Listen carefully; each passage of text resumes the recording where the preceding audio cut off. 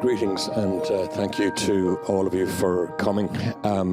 Now, just very briefly, I'm going to speak for as little as possible and allow our guests to do most of the talking. We have a politician, a doctor, a lawyer, and me as a reporter. So between the four of us, we probably cover most of your human needs in one form or another, we hope. So we've Karyn Harty, who's a lawyer based in Dublin from Carrickfergus, Una O'Neill, a doctor originally from Derry, now living in Dublin, and Senator Malachai O'Hara from the Green Party, who is a cross-border commuter, I think it's probably fair to describe him, since his appointment to the Seanad. So before we get into questions, perhaps offer each of our guests an opportunity to introduce themselves to you and explain why we actually asked them to come here and what in their background is of interest. So perhaps we could start from left to right with Karyn. And it's a pleasure to be here today. So I'm Karyn Harty. I'm a partner with Dentons, which is a global law firm. I moved to Dublin in May 1998, just after the signing of the Good Friday Agreement. I'm originally from a unionist background, grew up in Carrickfergus. To put myself in context, my grandfather was a senior figure in the Orange Order. I moved to Dublin to take up a new job in 1998, and I should also disclose that I am a nationalist by conviction. So I'm not somebody who fits into any boxes, and I'm sure we'll explore that later today. Absolutely. Malachai. Hello. Thank you very much. My name's Malachai O'Hara, Senator, recently appointed on the 8th of April, and excited about getting stuck into that work. I just wish people would stop calling elections. It would give me the opportunity to do, and that includes my own party with its leader and deputy leadership election at the moment. My background, I'm born and bred in North Belfast, born on the interface between the New Lodge and the Shankill Road, and that's the area that was disproportionately affected by the conflict. I grew up in that area, attended grammar school, but I left in 1998 after much enthusiasm for the agreement, but I had the opportunity to study in Birmingham, England, and I lived there for a number of years before returning to Northern Ireland. And while I was an activist, eventually I became involved with the political party, choosing the Greens. They felt to me right in my heart, my soul, my gut, and I got involved with the party, was elected as a city councillor, and unfortunately lost my seat in 2023, but then the opportunity to become a senator came up through the Green Party earlier this year, and I've taken up that role. I'm an other in terms of the constitutional questions, so, and I keep saying to both unionists and nationalists, sell it to me, what does your vision look like? I am persuadable. I'm an Anglophile, but I'm an Irishman from a Republican family, but my vote may go either way, so up to people to persuade me, and really excited about what we're going to talk about today, so thank you. Great. And finally, Una O'Neill. Hi, Una O'Neill, my name. I'm a GP just off Stephen's Green there. I've been working in Mercer's Medical Centre for the last 20 years. And I moved to Dublin for college to attend med school in Trinity in 1994. My older siblings had both gone to the UK to study, and that was kind of a well-trodden path. So I had assumed initially that I would probably end up going to the UK, but I can't even remember what decision in the end, I looked south and I decided to apply to Dublin. I'd never been to Dublin, but we had spent every summer as kids going to Donegal, to Inishowen, because my mum's parents were both from there. And I kind of assumed that, you know, Dublin was a little bit like a cosmopolitan Donegal, and it isn't. And, you know, I think Donegal, I think lots of people in Donegal have relatives in the north. They've visited the north frequently, and they're much more familiar with the nuances buses, whereas Dublin wasn't quite like that. And so my experience was maybe a little bit of a surprise, really. So. Okay. All right. Well, we're going to try and make this as much of a conversation as possible. The motion is very clear. Northerners not welcome, ? So perhaps starting with you, and if we could just maybe address that point in terms of how often have you felt welcome, how often have you felt othered, how often have you felt deliberately unwelcome by people, or is the basic premise of the question wrong in the first place? So I have to say I've never ever felt unwelcome. And what I would say is that as I said, when I came to Dublin, I was a little taken aback that people were, I guess, sort of surprised and unsure how to approach me. I'll tell you a story. When I was 20, I went to London to work for a summer, and I was a home help there. And toward the end of the holiday, they asked me to cover a 24-hour shift for an elderly gentleman who happened to be a guy called Lord Sanford. And their apartment was opposite Westminster Cathedral, and he was in the House of Lords. And he and his elderly wife, who'd had a very dense stroke. And I arrived in the door, and she said to me, "Oh, hello, where are you from?" And I said, "Ireland." And she looked a little shocked, and she said, "What part of Ireland?" And I said, "Well, I'm from Derry in Northern Ireland." And the flicker of her eye, it was like, oh my gosh, they've sent me a terrorist, and this person's going to be in my home for 24 hours, But actually, I'd seen that flicker before in Dublin, and it's never been an unwelcome, but it's been a sort of who are you? You're an unknown. I don't quite know, what our next steps would be. I don't quite know how to interact with you. And it was that realisation that, lots of people living in the Republic had never been to the North. Now, I hadn't been to the South very much, so I didn't know them either, but it was just that unfamiliarity that surprised me. Karyn, as an Irish-speaking Presbyterian, I can just imagine the confusion that you've caused on a few Southern ears. Well, I didn't start out as an Irish-speaking Presbyterian. I grew up singing both verses to God Save the Queen at school and being told that I was British throughout my childhood. But, when I moved to Dublin, I never felt unwelcome. I've never felt unwelcome. I've loved it ever since I crossed the border, I have to say. But I have definitely felt other at times, and many times. And I think what I would attribute that to is it's complex. I think when you grow up in a conflict situation, particularly growing up in Northern Ireland, you're labelled, you're institutionally labelled. The state labels you as one or the other. And when I came to Dublin, I wasn't labelled anymore. And I found that very liberating. I was part of a community rather than part of two communities. But I soon realised that when people heard that you were a Protestant, they made assumptions about you south of the border, which involved tweed, and that they assumed you were an Anglican, and I'm a Presbyterian, and then they realised that you were the worst kind of Protestant. That phrase was used, and over time I realised that actually the Protestant label didn't apply to me at all because I'm a dissenter, and I found my space. Albeit that the tribe is extremely small in the Republic because we only make up 0.2% of the population, I think. But I never felt unwelcome, but people were always slightly thrown by me, and I think to this day I'm still inclined to stick to principle in a way that Antrim Presbyterians probably do better than anybody else, to the extent that I won't buy a product from a company that I think has a poor supply chain on principle, even if it's the most convenient thing I could do. And I think that does raise an eyebrow from people from time to time. But so culturally, I know that I am different. But I do think that the society here has matured to such an extent that that is more celebrated than it is a bad thing. Okay. Malachai. Yeah, I think my experience, it's somewhat limited. It's been the last few months, and I think I've been welcomed with open arms in the Oireachtas. That adage that maybe it takes a village to raise a child, and I feel like the whole village has rallied around me. But my perception is not that I'm not welcome, but it's more that northern, and it's almost alliteration. Northerners are not known, and I think that's what others have said. Or the knowledge that people maybe have about the North is, about the violence, the conflict, and the two main tribes. And I'm someone emphatically, choosingly, that is from the other tribe, the third emerging tribe in the North.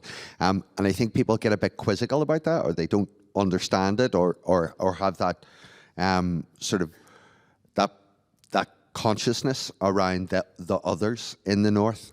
And I think for me as well, the presumption is, because I'm called Malachai O'Hara, it's an automatic, aye, you're another, but you're not another, and that's something that's hugely frustrating. And I think Karyn saying that about, and in his experience, us being boxed very easily with a limited understanding of who we are and our fluid identities. And I think more and more of us in the North are beginning to embrace that. So my perception is Northerners not known rather than Northerners not welcome.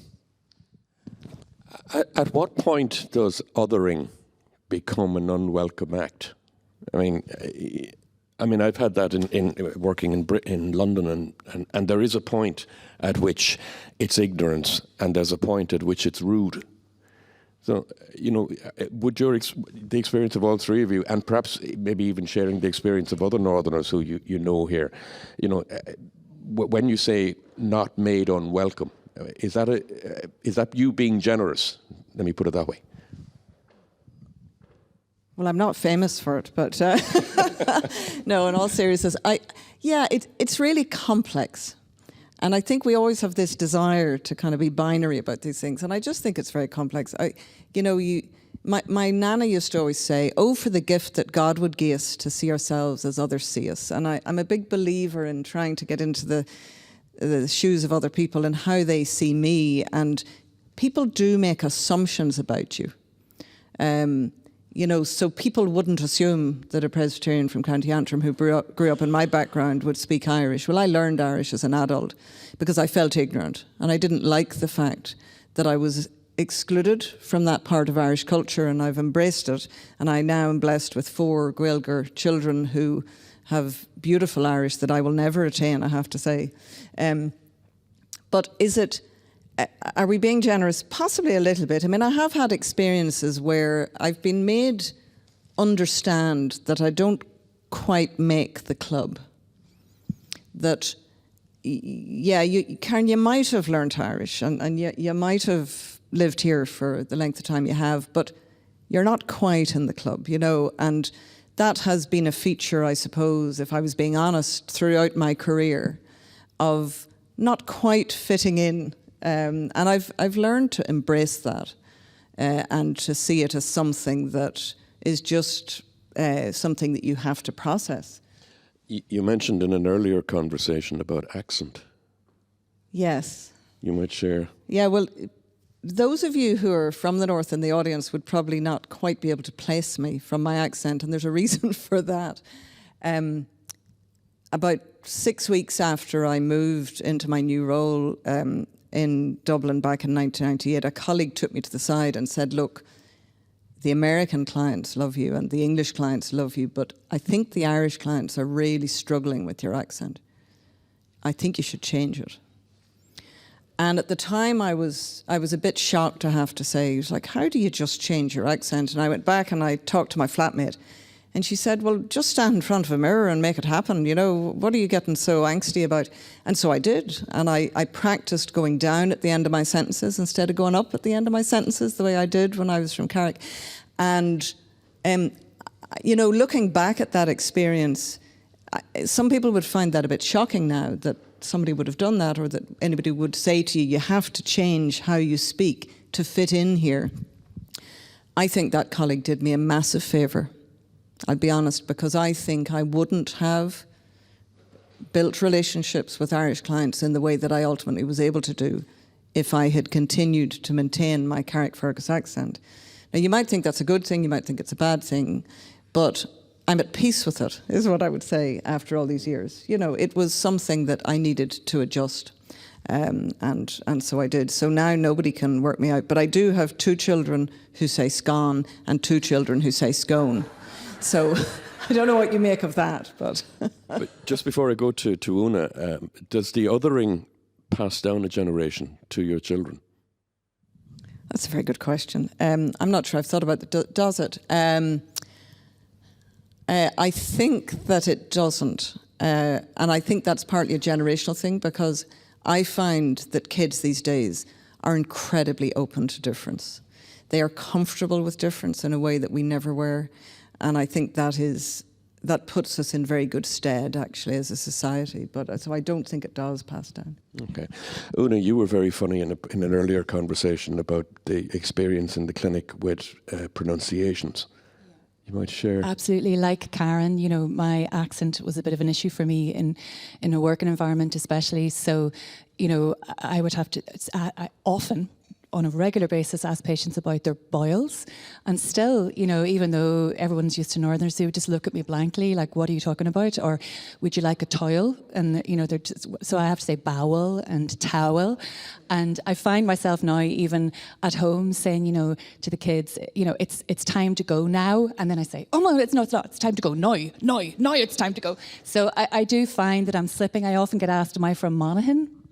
You know, so I'm sort of slowly going south. I think by the time I'm 80, I'll get to Cork maybe. But so, yeah, but I think, you know, I think if I was from deepest, darkest Kerry, I'd also probably have to modify my accent. And I do wonder how much of, you know, how much of the othering, you know, happens no matter what part of the country you're from. It's just that there's maybe a less of a familiarity, you know. Malachai, your own experience? If I can tell a quick anecdote, actually, and it's similar. When I moved to England, I was delighted that my house had a power shower, right? And people in England were, what? All right? So it's a power shower, right? So I slowed down and I enunciated, and then I think in politics, you have to be clear about being articulate and using words appropriately. But I occasionally lean into my broad Belfast accent at times. And when the passion rises, that comes back out automatically. I think I don't call it a bottle, I call it a battle, right? And that's the language of Belfast. So I think what's also interesting is when you meet other Northerners, we almost, and I feel regressive almost doing it, but we do that with little dance of sourcing each other's identity, of how we say H or H, where we might call place names, and we can do that, and we can almost spot each other and guess each other's community background, and it's something that's almost built into us that I try to reject, but it still keeps coming back, I think is fair to say. It's so interesting you say that, because I think that actually, south of the border, people are much more direct about that. But if you're from the north, from our generation, you kind of do it in an indirect way. So I can remember being asked in my early days here, what does your father do? And being utterly shocked by that question. Now, I was from a working class background. My father was an amazing man who had done everything from being a merchant seaman to working as an engineer in a fencing factory. But you know, and made redundant several times along the way by multinationals. But you would never ask in Belfast, what does your father do? And I think there is something here about people like to be able to place you. So they're curious and they want to know I always say, you know, the square mile of land you're from. They want to work that out. And with Northerners, it's really hard to do that. And I think that sometimes contributes to the slight other point that we've talked about you just being a bit different, because they can't quite place you in the way they'd like to be able to. And in the north, you know, you would ask things like, what school did you go to? And you instantly have a fair grasp of whether somebody's in one box or the other, and, you know, where did you grow up? But you would never specifically ask the question. But would you think that people in the south are asking that question with the intention to box you? Because I think most southerners ask that question because of a desire to make connection. I completely agree, and I think we sometimes take it up wrongly. Yeah, when you mentioned earlier, you know, about the othering, and I think, like in my line of work with my patients, it's all about connection.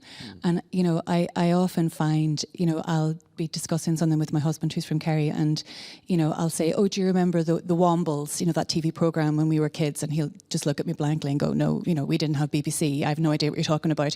And it's that kind of connection that you try to make with people, that commonality. Like back to Lady Sanford, after she took her hands slowly away from the phone, she sort of said to me, "Oh, what are you doing in London?" And I said, "Oh, I'm on holiday. I'm a student. What are you studying? Medicine." "Oh, okay. And then where are you studying?" And I said, "Trinity College in Dublin." And she said, "Oh, my daughter Babs went to Trinity." And then I was her best friend, and it was because I'd made that connection with her. And I think that the thing that's maybe missing a little bit from, say, coming from the north as opposed to coming from Cork is that there's just less of a commonality, less of a shared experience. And I think that's changing. How much of Southern attitudes towards Northerners is based upon who they actually see down south, and how much of it is based on class rather than on religion or culture? Malachai? Yeah, I think in our earlier conversation we talked about class a lot and experience of class. So, and I think the consensus was that the Southerner or the Northerners who come south tend to be from that broad acronym of the Catholic, Nationalist, Republican community, both working class and middle class or aspiring middle class. And the people from the Protestant Unionist Loyalist community, broadly, but not exclusively, those people who come south tend to be from a more middle class element, and working class Unionists, that broad term, might prefer to go to other parts of the UK and mainland GB. So I think there is a distinct class element to it as well. I also just think about the placing of people. There's that natural curiosity to build that connection and identify a commonality. But there's also maybe something about jockeying for a hierarchical position with someone. You want to know what their family did, where they're from, what school they went to, what their professional career might be, what their educational attainment might be. So you get that people can sometimes get that sense of where they are with someone else. And I think that's something that maybe we don't do as much in the north, because we have another barrier, which is about that community identity that maybe has evolved here that we don't do. Yeah, I mean, I think just what you mentioned there about trying to kind of put people, try and work out where people are. I think a big benefit in the north is the grammar school system, because, it's much easier here in Dublin, for example, to work out, by where somebody lives and what school they went to, roughly where they are in a kind of the class system. But in the north, you kind of lose that because of the grammar school system. So that's, a really interesting difference, I think. I think that's true. I will say that Derry Girls has done a lot. That wonderful episode of Derry Girls where they're doing the cross-community thing and they have to write up on the board all the things they have in common. And I put a thing on LinkedIn this week about this event, and I said, and no, I don't keep my toaster in the cupboard. Because I'm frequently asked that question, I have to tell you. But I actually think that, things like that where people can understand what it was like to. I mean, I can remember being at cross-community events, not dissimilar to that, so I think that does help people to understand us, I think, a bit better. Yeah, but it is striking. I mean, I've had the experience on more than a few occasions seeing Ulster GAA supporters coming down in July, August or September for All-Ireland quarterfinals, semi-finals and finals on occasions. And in fact, too often in finals in some ways, for some, speaking as a Corkman. And actually, you will always hear complaints from them, that they have been made to feel unwelcome by somebody. And it isn't what necessarily Southerners would see as northern chippiness, or at least it isn't always northern chippiness. Sometimes the actual reaction is actually perfectly well justified. And some of it is based on class. You've got maybe northern, the banter is slightly more aggressive than the south. No harm meant by it, but it's more in your face. And Southerners tend to find that a little uncomfortable on occasions. Would you agree or disagree? Malachai, perhaps, or Runa? Yeah. No, I was just going to say, yeah, there's definitely a class element to, I mean, in any society, in any city, in any country, you know, class plays a massive part in accent, and, you know, I think that's misinterpreted from the north a little bit, to be aggressive whenever it's just, as you say, banter, you know. And I do wonder as well, you know, growing up in the 80s, whenever and the 90s, whenever they used to dub Gerry Adams' voice, and you had that sort of angry northern accent, and I just wonder, you know, do people associate that accent with aggression and violence, and, you know, and it probably didn't help. Yeah, I'm thinking about my experience the last sort of 4 months or 3 months in the Shannon, and lots of the staff make a presumption that I'm a Shinner, right? I mean, I keep having to explain that as Greens, we're an all-island party, and then I think, are you being dead broad? Is that the North Belfast coming out in you? And I don't want to say ameliorate my accent, but I kind of do at times. So I think that's interesting. And you know, maybe a presumption about the Green Party, about, you know, we knit our own with lentils, our own sandals, and, you know, we're middle class do-gooders. Where my politics are very much social justice and class based. So I think that's an interesting element. I also think culturally, one of the differences in the north and the south, and I think, you know, you talked about it with the Wombles.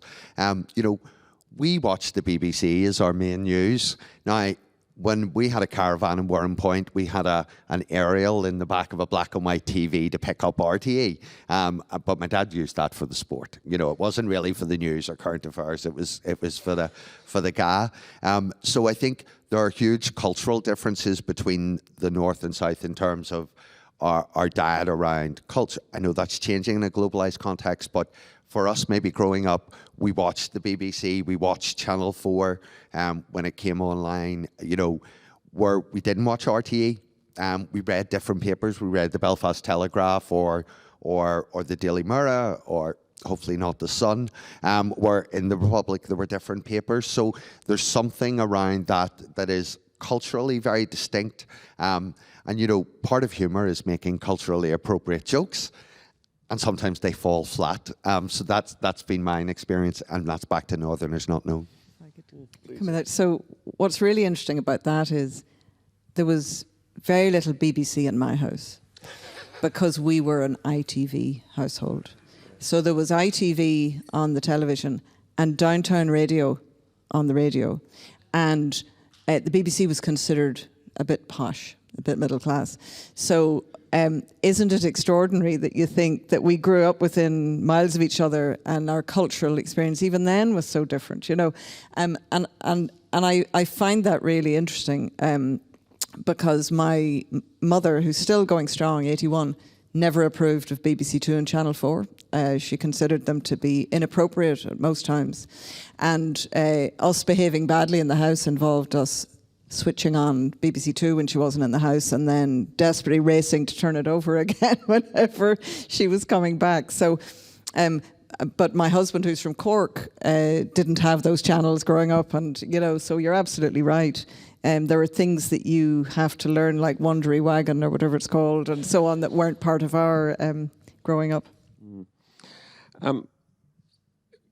What do you say to family and friends when you go back north? And just as importantly, what did they ask you about living in the Republic? Well, my two younger siblings actually ended up at certain points living. My sister followed me down to Dublin to study because she studied to be a vet, and that was the only place in Ireland that you could do it. So it wasn't specific that she'd wanted to come to Dublin, but I texted them actually at the weekend to see, you know, what were your experiences, and neither of them, my brother worked in Mayo for a couple of years, and neither of them felt in any way unwelcome. But I would say. The broader family links who haven't come south, what would those people say to you? Would it even come up in conversation? It didn't really come up, Mark, to be honest. Okay. You know, it's just, I think that people, you know, my relations from Derry just think they're Irish, you know, and it just doesn't occur to them that perhaps they're not as Irish as they think they are, you know, honestly. I was at a meeting of the SDLP's New Ireland Commission recently in Malachai in Derry, and really interesting night. But I was talking to quite a few of the members afterwards, and it was really striking. Two of them almost simultaneously said the same thing to me in a fairly vigorous conversation. And they said, the problem with you lot, meaning me as a representative of all Southerners, was that he said, when we go south, we're not going to a different country. And when you lot come north, you think you are in a different country. I'd often get patients saying to me, often patients not from Ireland at all, saying, "Oh, what part of Ireland are you from?" Again, trying to kind of make a connection, and I'd say, "Oh, I'm from Derry," and they say, "Oh, right, so you're British," and I kind of go, "Oh, yeah," because I don't really want to say, "Well, actually, I think I'm Irish," or I have an Irish passport. I just kind of make a noise and then we all move on, But there is a sort of well, you're not 100% Irish. You might be 95%, but you're not quite. People just don't know. But would you find that insulting?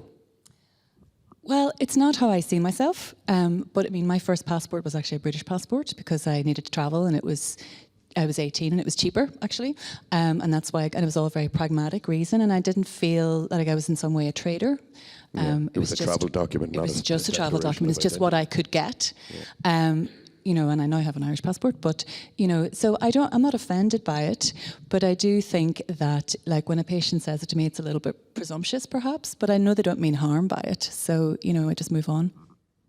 Yeah, again, this is complex, but I've noticed since Brexit, there is a component of the unionist community in Northern Ireland who have got quite Trumpian in their perspectives, I would say, and would say things to me like, "You're very permissive down there in the south. There's a sort of a slippery slope kind of perspective on the Irish have kind of gone to pot." Not in a good way, as they would see it, that we're far too liberal in our perspectives. And I find that fascinating because it didn't used to be what they would say. And I don't know, so I remember a good friend saying to me not that long ago, "What newspapers do you read?" And I said, "Well, I read the Financial Times and the Guardian and the Irish Times and the New York Times." She rolled her eyes to heaven and she said, Are you really telling me that's where you get your news? And she told me there was a website that I should really be getting my news from. And I looked at it and it was, what I would consider to be a very right-wing website. I was a bit shocked. And I understand this is now fairly mainstream within the unionist community in Northern Ireland. So I think that is something that people have missed entirely as a dynamic. And I think it's something that is an interesting development. I wouldn't want to be judgmental in relation to it, but I'd just say that is definitely a perception among the unionist community, which people maybe aren't aware of. And Karyn, if I can build on that, there's a gentleman by the name of Wallace Thompson, who's a founder of the DUP, who caused a bit of a stir last year and then followed it up with a political interview recently, talking about United Ireland being inevitable and being pragmatic about that. But he's an arch social conservative, and he feels that, inversely almost to some of what you're saying, that he feels that making alliances with social conservatives in the Republic, in a new Ireland, gives them more strength than in a liberal or permissive Britain. Now, my perception is that the Republic is very liberal and permissive as a society. So I think that's an interesting shift within an element of unionism. If I could just say what Northerners say to me when I go back up. So my aunt came down, working class woman, born and bred Falls Road, and she came down when I was inaugurated. And afterwards, she tortured me for days saying, "Mal, you and your husband should move to Dublin because it's much friendlier for gay people." Now, I've never really had negative experiences in the North, which is lucky, and I know that's not necessarily true for everybody in the LGBTQ community. So that was interesting. My friends, about social opportunities, if I go into Belfast to eat on a Tuesday night, I have to have my restaurant booked. I have to know where's opened, where I can come out of the Doyle and I can just walk down the street and likely find somewhere fantastic to eat. So there's something about those opportunities. And then the politicos say to me, "How's the Senate going?" and my answer, my refrain so far has been, it's strange, for all its flaws, to be part of a functioning democracy. The story of the North is since 98, 26 years, half the time we've had no executive, crisis, collapse, we've no money, we can't do anything, we won't make tough decisions, etc., etc. And it was when Leo Varadkar resigned that he said something that sat with me. And I went, while I might not be a fan of a lot of his politics, he said that Ireland's had functioning democracy for over 100 years, quite a mature democracy in terms of the global perspective. And I have seen things move from week one. It goes through committee stages. It's off to the president, signed into law. It's going to be in effect. A legislative schedule, a programme for government, a budget. It helps when we have a good surplus. My experience when I worked in the Assembly was nothing moved. The polity was frozen or difficult or couched in collapse all the time. So what happens when you say to some of those people that Dublin has a functioning system and Belfast doesn't? See, and that's the immediate kind of, are you boxing yourself into stop being another and become a nationalist? Yeah. I think actually the answer in that is reform of the institutions in the North. We're approaching 30 years of the Good Friday Agreement. We need to mature, and it should be citizen-led as well. That's taken, but how did they react when you're making a negative comparison between Stormont and Dublin? Interesting, but the nationalists will go, well, come on, you know what the answer is. The others will say, pause for reflection, and the unionists will often bite back to say, oh, well, the UK is a functioning democracy. So, first past the post is only used by Belarus and the UK in Europe. So, I guess of that what you want. So you almost get those three varied perspectives from politicos. Much of the debate over the last while has been about the whole issue of whether there should be a unity referendum. If there is, when should it happen, preparations, etc. I mean, all three of you have almost unique experiences in some ways. What would your own general view be on the debate? Not necessarily offer an opinion on the issue if you want, but in terms of what you've seen of the debate, do you think people in the South, 70% of whom say in opinion polls that they want a united Ireland, do they actually want it? Do they want it with the same fervour that we claim to have? Some of them don't seem to want it as much as I want it, I have to say, and I kind of find that fascinating. I think that the financial piece comes up a lot. So there is a genuine concern people have about the cost of a united Ireland and how that would work. And I think that's a valid concern that needs to be really thought through and planned for and addressed. But I think there's then a less tangible issue, which is this sort of concern that people have about trying to incorporate people who don't want to be there, almost, and that's, again, a very valid concern. If you've been brought up being taught British history, as I was, in a school singing the British national anthem, and all your postboxes are red, and you believe you're part of the UK, there's quite a jump to be made there in terms of feeling at home in Ireland, in a united Ireland, and I think that is a task that is going to be difficult but not impossible. But what it will require, in my view, is a bit of movement. So I think for those who say we want a united Ireland, they have to be prepared to adjust. So, for example, I grew up in a society where flags, as we call them, were, and still are a big feature. The tricolour or tricolour, whatever your perspective is, when I was a child was a scary thing. It was something I was scared of because it was brandished. I now very much embrace my Irish identity and I'm very comfortable with the Irish flag, but there are many people who aren't. How much does it matter? If you could achieve a united Ireland, how much do those symbols matter? And I think that's a conversation that will have to be had.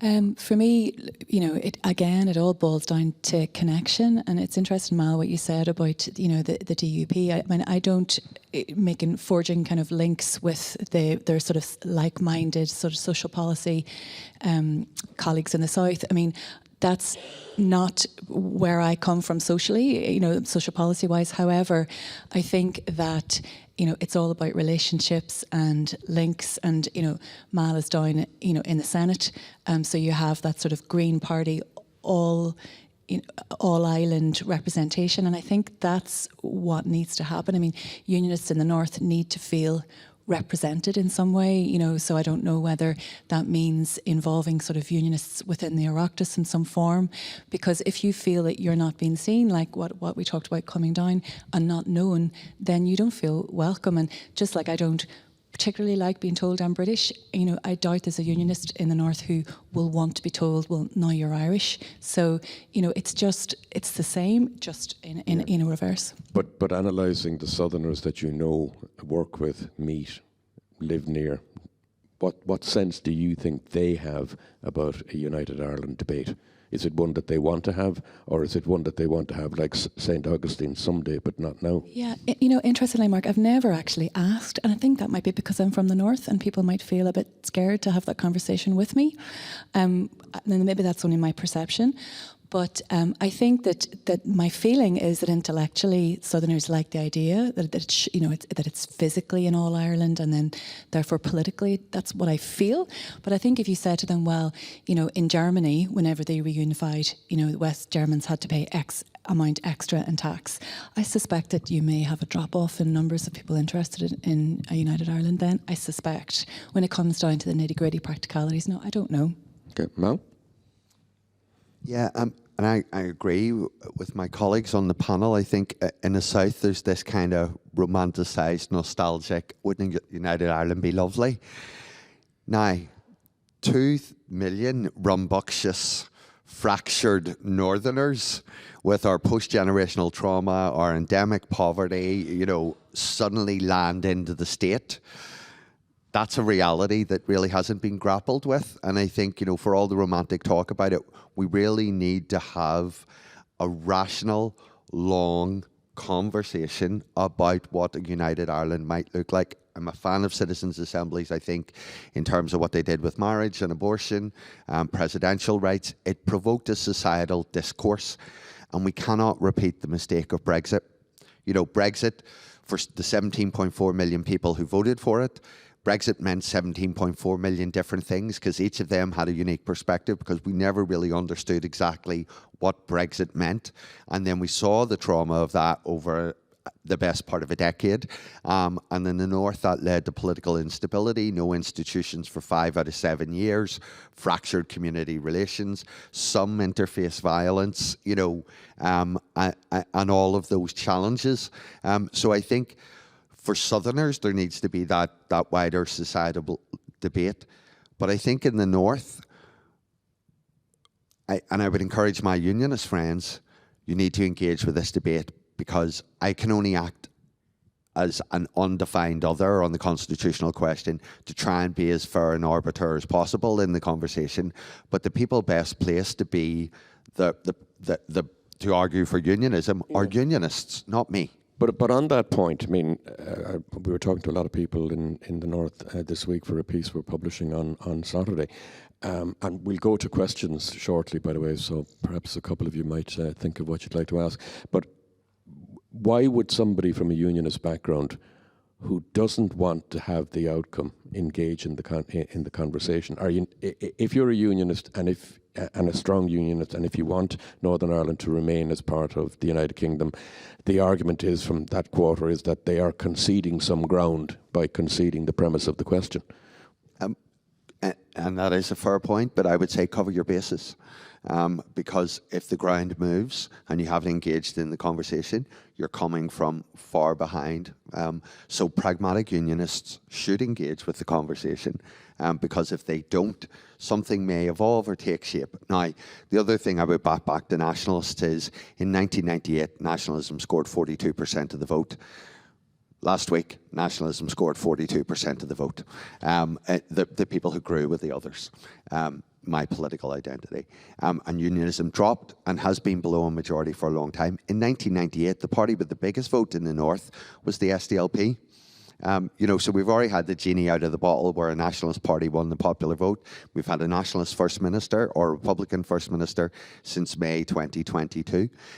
So there are genies that are out of the bottle, and psychologically for unionism, it lost its majority at the Assembly, lost its majority at councils, lost its majority at the Westminster elections 5 years ago. So there has to be a grappling within pragmatic unionism that says we are in a position where things may change, and if we don't engage with the debate, we may be left behind, and that becomes a real challenge. And that's a conversation for unionism to have with people who classify themselves as others, really, isn't it?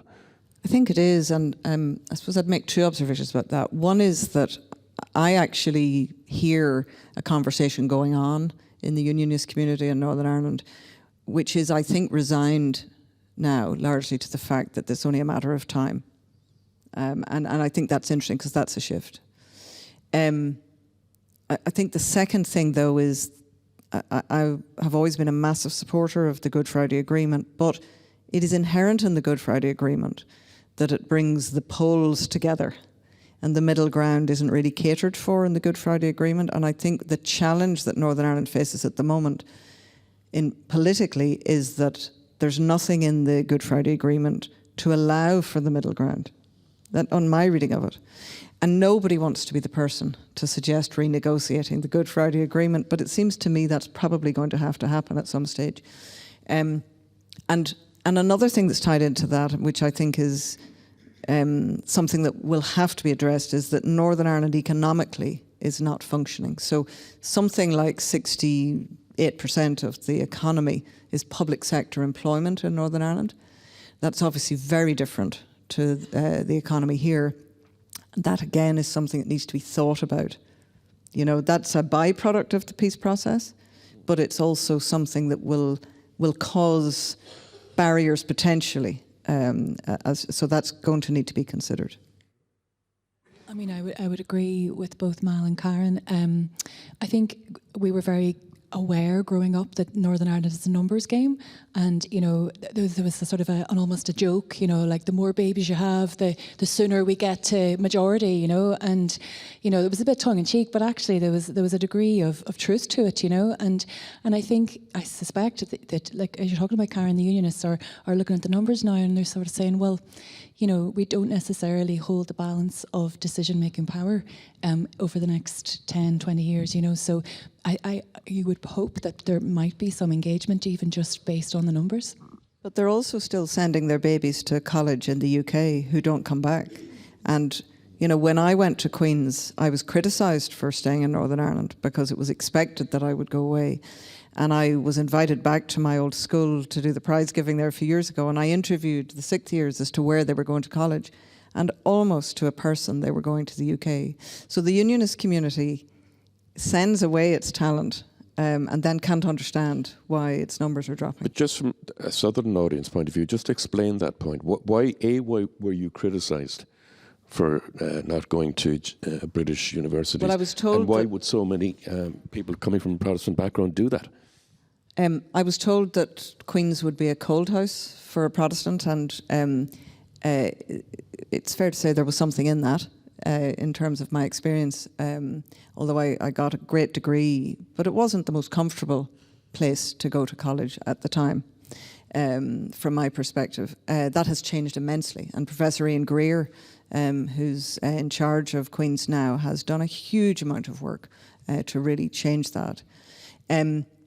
But to your second question, that's really, I don't understand why young Protestants from Northern Ireland, and they are invariably Protestants, leave Northern Ireland to go to college. But they do it in their droves. And it has been, and it's consistently a feature. It's really almost standard. So I don't understand it, but it is very much a feature. I don't know if it's just unionists. I mean, 3 out of the 5 of us, kids moved to the UK on finishing school. Mal, you went to the UK. So actually, I think it's Northern Ireland's best and brightest head off, be it south or across the border for the most part, which is such a shame, because it does polarise the society more, losing.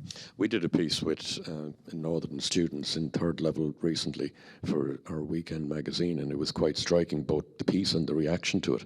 And it is very difficult for Northern students to come south because of the way in which the CAO figures are computed. You have to have 4 A levels, and you can't get 4 A levels. So it's quite difficult, and there's a certain unwelcome tone from southern universities.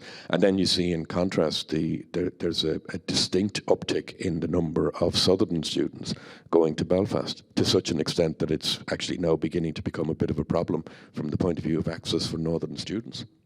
Do you know, when I came to Dublin in '94, there was 2 northern fellas, one did law and one did psychology, and they were sort of in classes. I had friends in both of those classes, and they set up the Unionist Party in Trinity, the first Unionist Party. So they were, big Unionists, moving to Dublin, feeling very comfortable, perhaps in sort of some kind of Carson shadow, but really comfortable. Everyone, the Southerners couldn't understand how we could all go for pints and be friends, coming from different communities. And in fact, I'm not sure that if we went back up north, how much we would have hung out, but certainly in Dublin, any differences, and nobody had a problem with them setting up the Unionist Party. Yeah, but you probably almost certainly wouldn't have associated with each other. Probably not. And I actually just looked them up on LinkedIn there during the week to see where they are, and neither of them are in the Republic or in the north. So, Right.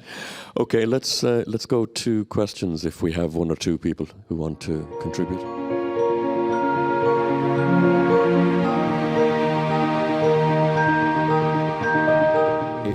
It's a fair point, but just to be aware that the structure of this was to tap into Northerners who were living here or who have daily or frequent contact with life on a daily basis in the North. So it's a slightly different set of people that we were trying to find. Can I?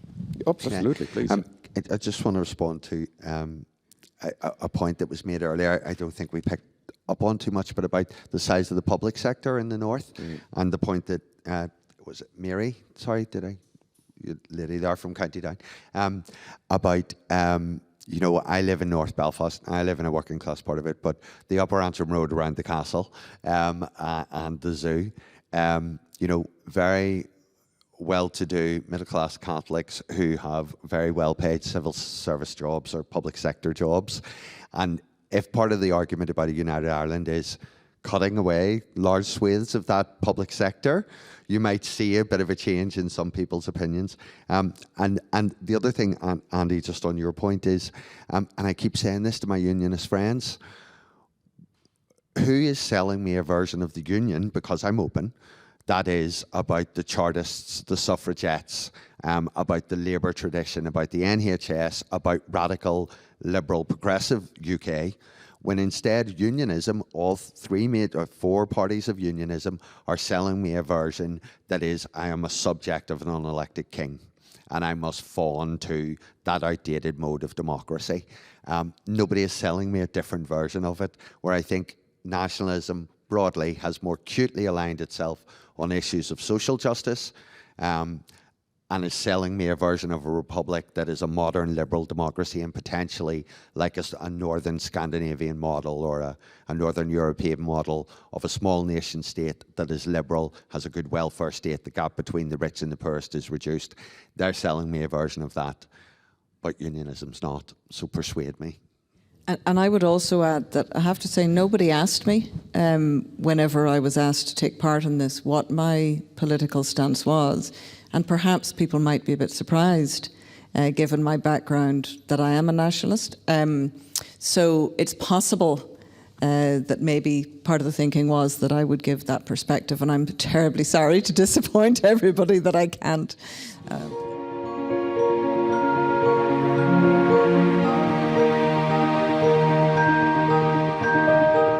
I think you're 100% right. I think there's a big lack of knowledge about Southerners about Northerners, but also Northerners about Southerners. I mean, you know, when I was about, 20, I went to Galway with my then boyfriend, and I asked him, do you go through Kerry to get to Galway? And he just looked at me, and I knew I'd said something really, really stupid immediately. But I didn't know anything to do with Irish geography. I'd never learned it in school. I'd never learned Irish history. I knew, actually, when I thought I was Irish, but I knew nothing about Ireland, really. And I think there's a lot of scope to teach Northerners about the Republic and vice versa. You know, I would be a big fan of aligning education systems and, you know, just learning more about each other before even any United Ireland is discussed. But I mean, perhaps maybe even bring people in from the floor. That's an interesting point.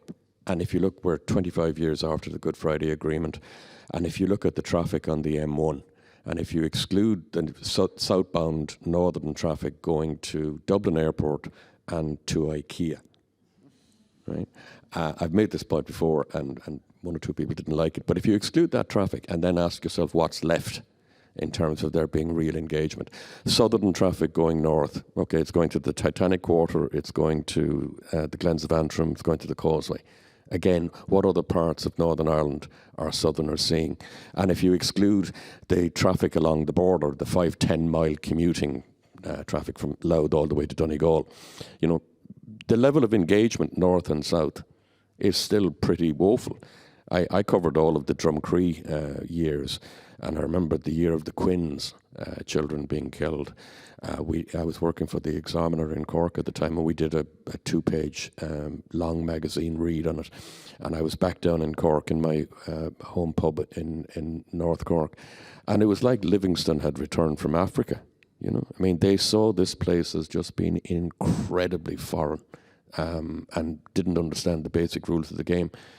And I'm not sure that that's hugely changed in 25 years, you know. Maybe I'm wrong.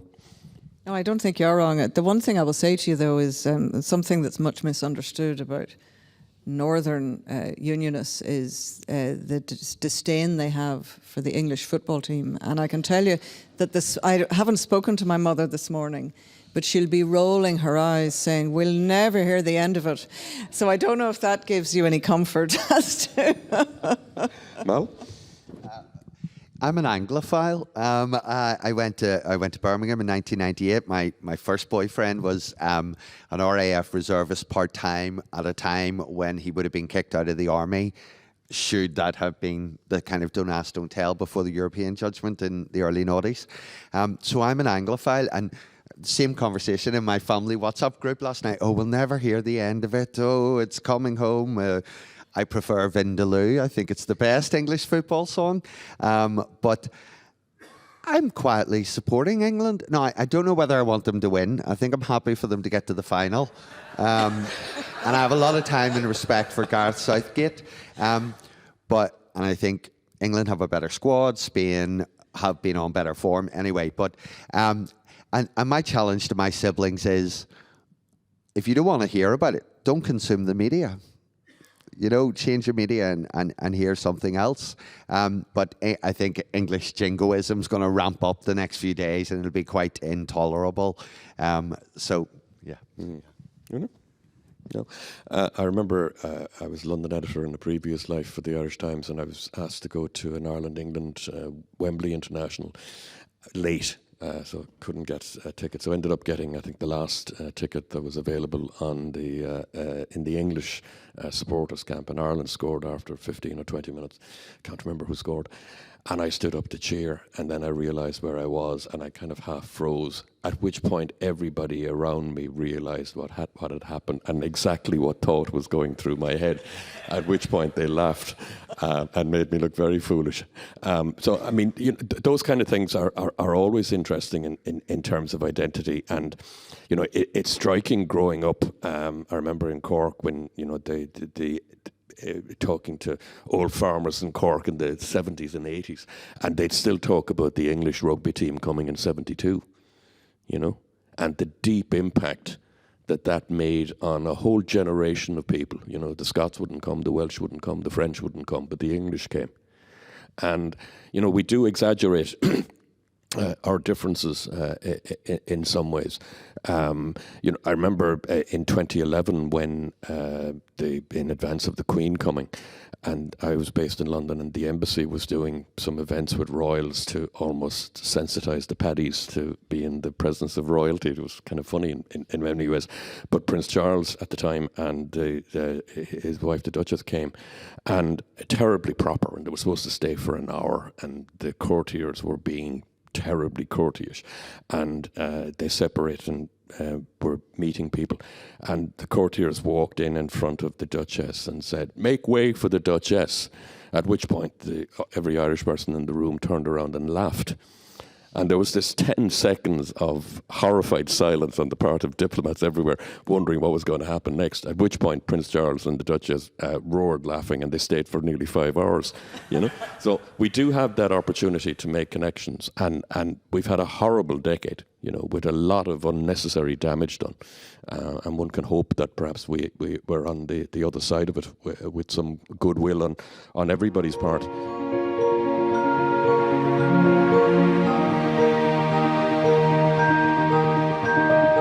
I very much do. And actually, it has been suggested to me in the past that it's something that we should mobilise, and I think that given, ignorance is a terrible thing. And I think part of the problem that we have identified here is ignorance on both sides, of the border about the other side of the border. And I think if we could help to bridge that, I think that would be a very good thing. Okay, I think that might... Please, go just ahead. one thing, and I meant to say it earlier, and I think it's interesting. It might tie back to the brain drain from people from Protestant backgrounds, but all the attitudinal stuff in the North would say that the most liberal on social issues are people from Protestant backgrounds. And I think what's interesting is in the last decade in the Republic with the abortion and marriage referenda is that an old perception of the Republic being priest-ridden, illiberal, the priest will come round and bless your house even if you don't want him to. That has shifted hugely in the last couple of decades. Economic growth, diversity, all of those things. So there may be people who are from a more socially liberal Protestant background who are beginning to look at this Republic and go, maybe I do fit in there. Okay. All right. I think we've reached the end of our clock. I've probably gone over it, I suspect. So perhaps you'd say thank you to our guests, to Karyn Harty, to Una O'Neill and to Malachai O'Hara.